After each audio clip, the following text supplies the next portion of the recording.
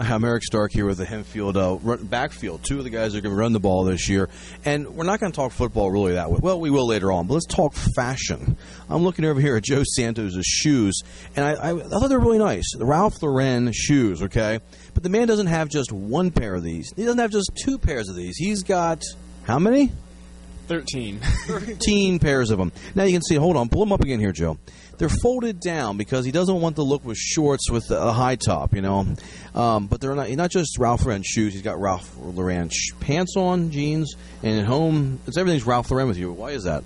I just like fashion clothes, and his clothes appeal to me, and they bring out my expression to how I like to dress. Not to be outdone, Julian flashed down Justin, our photographer, down to his shoes, Adidas. Now Julian's saying, well, at least I have 20 pairs of shoes. 20 pairs? You got 2 feet, my friend. Why do you need 20? Do you match them with your different outfits? What's going on with this? Yeah, I like to change it up, different styles, whether it's Nike Air Forces, Adidas, Jordans, just all types of different styles to match the different clothes that I wear. This shirt would go really well with your shoes. You know that. All right. One of the things, these two guys, I could tell, were friends before I ever started asking them questions. One of the neat things about these two guys is team camaraderie. They said it gets established in the off season. What was it called? Project Team Building, where basically the booster club and your coach put you guys to work, and he was like PennDOT. He just stood around and watched you. You guys, what, did mulching, did stuff around the campus at school? Talk to me a little bit what Project Team Building is all about. Project Team Building, what we did this year, we helped mulch. We gave back to the community. We helped mulch the whole quad area, and that's not for football. It's for lacrosse. It's for field hockey, soccer. So we did that for them. We mulched all the trees and everything around there. And how, Julian, did that bring you guys closer together? And how does it help with the younger players? You're starting to build relationships. It lets them know that we're there for them. We show a lot of leadership.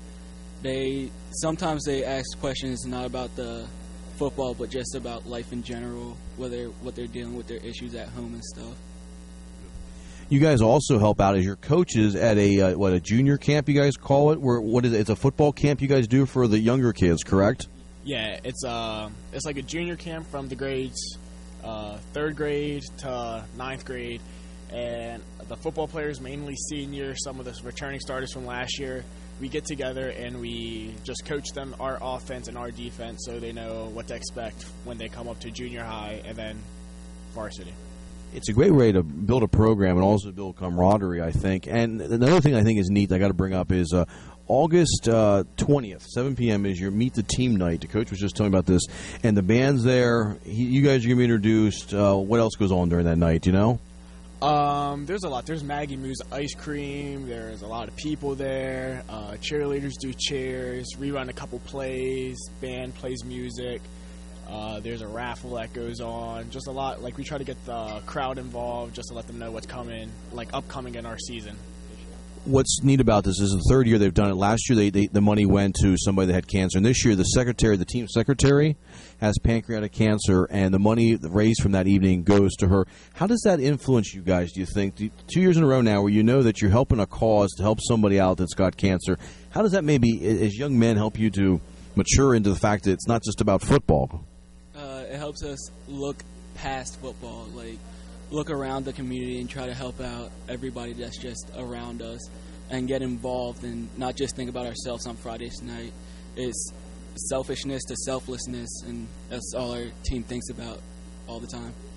I will ask one football-related question, and I'll throw it to both of you. But, Joe, the backfield, you're sharing the ball, but you guys were talking over there about how good you want to be this year.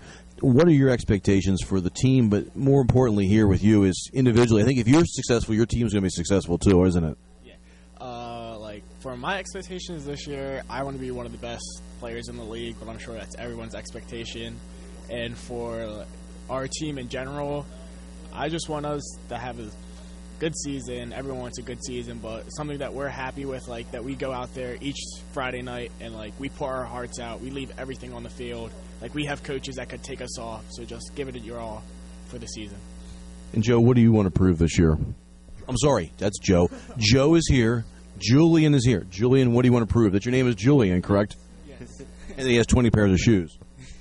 I'm just size isn't really a big issue with us. We have kind of a small backfield, but it's all about the speed, and it's not the size of the dog in the fight, but it's the size of the fighting dog. He's been working on that cliche all day, folks. Best of luck this year to you guys, and I think it's just so neat to see what you guys are doing off the field and what you're trying to do besides just winning football games. Good luck this year.